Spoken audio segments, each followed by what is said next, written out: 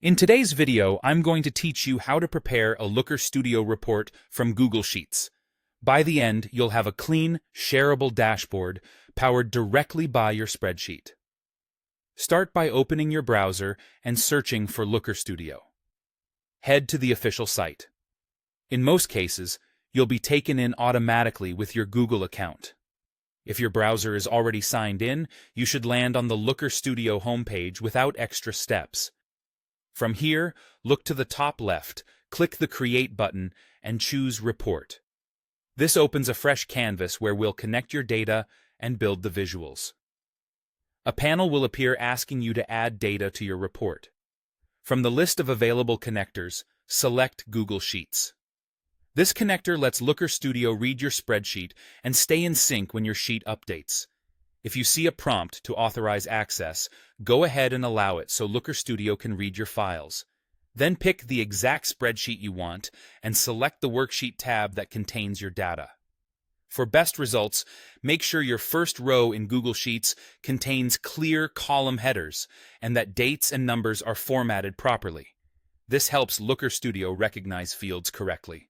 Click Add to bring the data into your report canvas. You'll see a table appear, and your fields will be listed in the data panel.